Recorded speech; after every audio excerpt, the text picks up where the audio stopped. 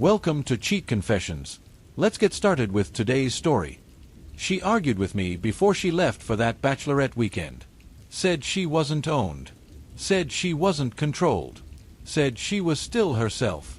And standing in that kitchen watching her walk out, I believed her. I just didn't know yet exactly how right she was. My name is Arthur. And this is the story of how I stopped reacting and started thinking, and what happened when I did. Cynthia came into the kitchen already dressed to go out, phone in hand, bag over her shoulder. Said she was heading to Melissa's Bachelorette weekend. I looked up from Theodore's homework and asked what that meant. 1 night or 2? Weekend, she said. Drinks. The usual. I told her we were married. We had a son. It wasn't just a random night out anymore. She sighed like I was being difficult on purpose. Said she wasn't asking for permission. I told her I wasn't talking about permission. I was talking about priorities. That's when her tone changed. She said I acted like she should sit at home because she had a family. I said that wasn't what I meant. She said yes it was. The conversation escalated fast. She said she wasn't owned, wasn't controlled, wasn't going to stop living her life because she got married young and had a kid. I lowered my voice. Said this wasn't about control. It was about respect. That I didn't like what went on at those parties. She grabbed her bag. Said she respected herself enough to go out with her friends. I stepped closer and asked what that meant for us. She looked straight at me. No hesitation. Said it meant she was still herself. Then she walked past me. Door closed. No more discussion. People argue. Things pass. I stayed home with Theodore, finished his homework, put him to sleep, watched some TV. Normal night. Except Cynthia came home the next afternoon. Not that evening. The next afternoon. Long party, I said. She dropped her bag, avoided eye contact. Said they stayed at a hotel. Didn't want to drive. I nodded once. Said she hadn't mentioned that. She shrugged. Said plans changed. That was Cynthia's first mistake. She was never vague. She used to tell me everything, things I didn't even ask about. Now she was keeping things short. Evasive in a way that felt deliberate rather than distracted. I didn't say anything else. I just started paying attention. Over the next few days the signals accumulated. She was on her phone more, not openly, but subtly. Screen tilted away. Quick replies followed by a slight smile she didn't explain. Not the kind of smile she used to give me. At dinner Theodore talked about a school project. Cynthia barely looked up. I noticed that too. Later that night I asked if everything was good. She said yes without looking at me. I said she seemed distracted. She locked her phone, glanced at me for exactly 1 second too long, then said I was overthinking. Maybe. But I don't ignore patterns. The woman I married was sharp, present, engaged. She didn't come home vague and distant and short. She didn't brush things off with a word and a turned screen. A few days later I walked into the kitchen and found her laughing quietly at her phone. The smile disappeared the moment she saw me. I asked who it was. She said no one, Melissa. I didn't respond. I just looked at her. She held my gaze for about 2 seconds, then turned and opened the fridge like the conversation was over.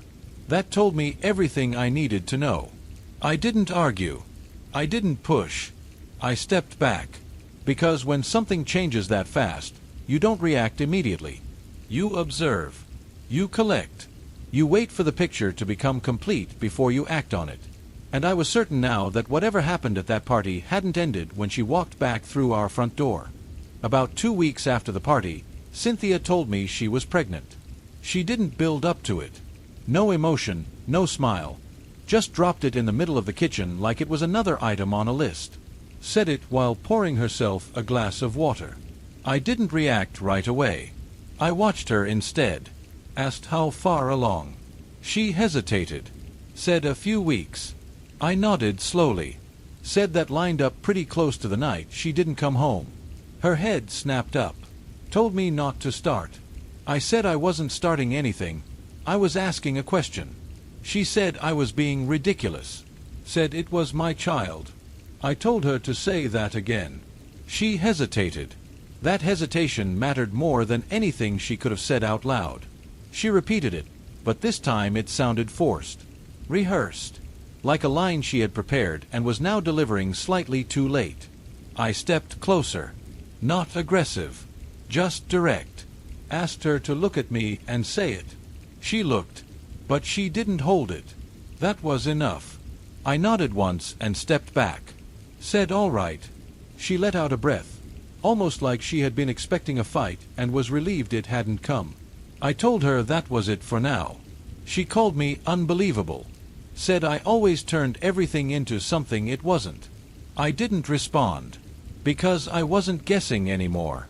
I didn't need her to admit anything. Not yet. What I needed was facts. And certainty doesn't come from arguments. It comes from evidence. That night, while she was in the shower, her phone buzzed on the nightstand. I walked over and glanced at the screen. No name, just a number. But the preview was enough. Still thinking about that night. I locked the screen and walked away before she came out. No reaction. No confrontation. Just confirmation. Whatever happened at that party wasn't an accident. It was a decision. And now it had consequences I wasn't going to pretend didn't exist. The next morning I called Mark Reynolds, a friend who worked private investigations on the side. Straightforward, efficient, no unnecessary questions.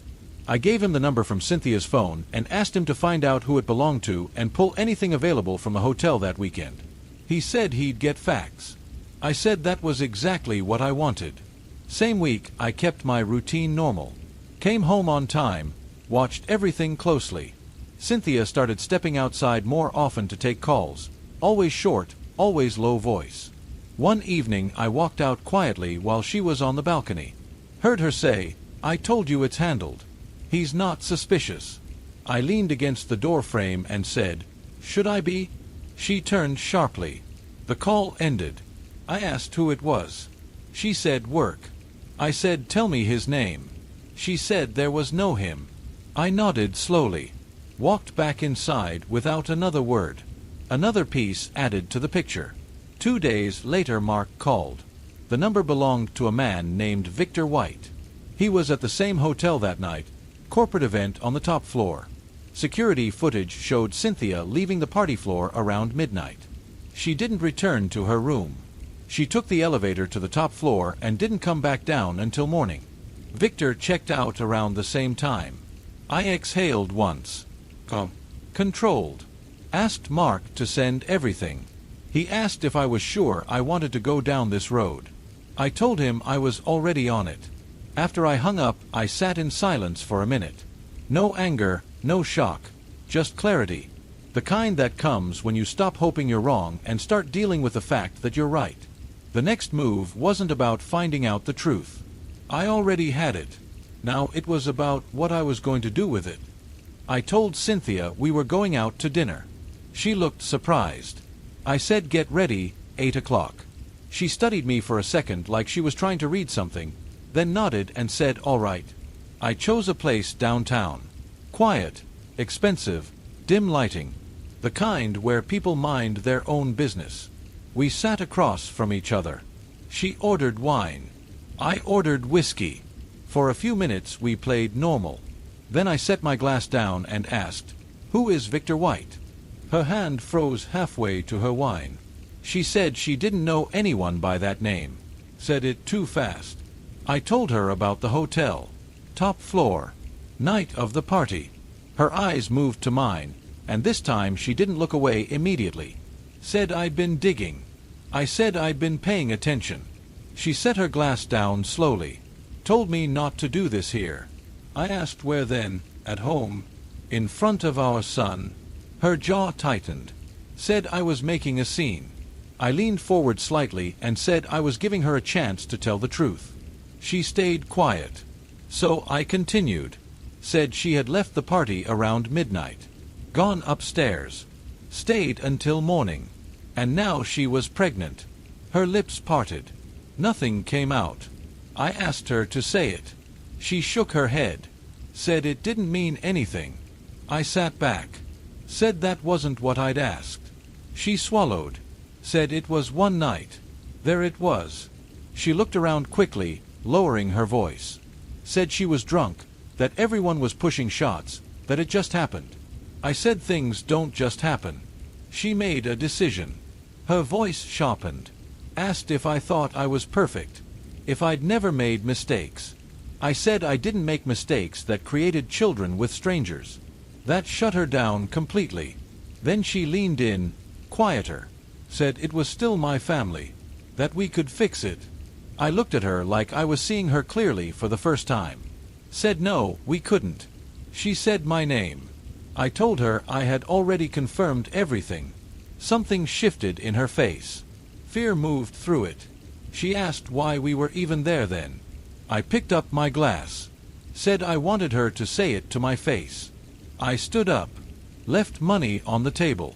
Looked down at her and said she didn't get to lie anymore. Then I walked out.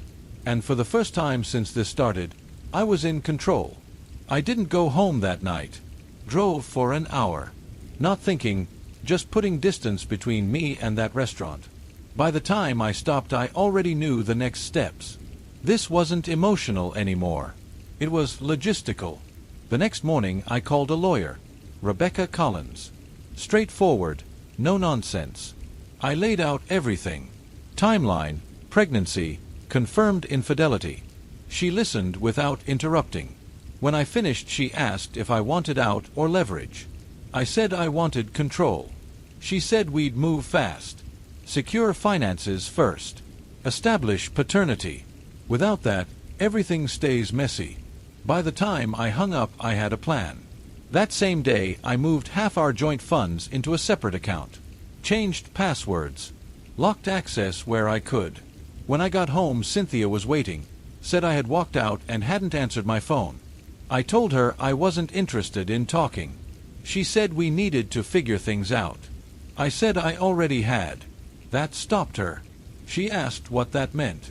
I told her I was getting a DNA test, and depending on the result, everything would change. Her expression hardened. Said I didn't trust her. I told her she had slept with another man and gotten pregnant. Said I didn't deal in trust anymore. I dealt in facts. She paced. Said it was one night. One mistake. I said there was a child involved. That wasn't a mistake. That was a consequence. She asked if I was just going to throw everything away. I said she had already done that. I was just cleaning it up. I pulled a folder from my bag and set it on the table. Legal steps, financial steps, the test. She didn't touch it. Said quietly that I was serious. I told her I didn't bluff. She tried one last angle. Said we had Theodore, that I should think about him. I told her I was. That was exactly why I was handling it properly. I walked toward the hallway. She called my name. I stopped but didn't turn around. Said, "You don't come back from this. You move forward without it." And that was exactly what I was going to do. The DNA test took 10 days. Rebecca called first. Said the results were in. Said I wasn't the father. I told her I had expected that. Said good. Then we move immediately. By the time I got home, Cynthia was already in the living room waiting. People sense when things are about to fall apart. She asked what the test said. I stood in the doorway. Told her it wasn't mine. Her face went pale. This time she didn't deny it. Instead she tried a different angle. Said we could still work through this, that she would do whatever it took. I cut her off. Said we were past that. She walked toward me. Asked if I was really going to end everything. I said she had ended it weeks ago. I was finalizing it. Her voice cracked slightly. Said it was one night and now it had become something bigger. I said that was how decisions worked. They had weight you didn't always feel until later. She snapped. Said I acted like I'd never done anything wrong. Like I was perfect. I said I hadn't betrayed my family. She looked away. Asked what happened now. I told her I had already filed. That she would be served the next day. That hit her. She said I had moved money. I confirmed it. She said slowly that I had planned all of this. I told her I had prepared. There was a difference. She laughed bitterly. Said I was cold. I said I was clear. She started pacing, asked where she was supposed to go. I told her that wasn't my problem anymore. That landed harder than anything else I had said. For a second she looked like she might break down. Instead she straightened up, grabbed her phone, her keys, her bag, said at the door, "This isn't over." I told her it was for me. She stopped for a second like she wanted one more word. Then she left. No more arguments. No more pretending. That night I sat with Theodore while he watched TV. He asked where his mother was. I said she was staying somewhere else for a while. He nodded and went back to his show. And for the first time in weeks there was no tension in the room. Because the problem wasn't hidden anymore. It was gone. The divorce moved fast. When evidence is clear and comprehensive, things don't drag out. Cynthia didn't fight much. Between the DNA result, the hotel documentation, and the timeline, there was nothing for her to stand on. Rebecca handled everything cleanly. I kept the house. Primary custody of Theodore. She didn't have the stability to contest either. Cynthia moved in with Melissa, the same friend who had hosted the party. I heard that didn't last long. Too much tension. Too many reminders of how everything had started. A few weeks later she asked to meet. I chose a coffee place, public, neutral. She looked different when she arrived. Tired. Not put together the way she used to be.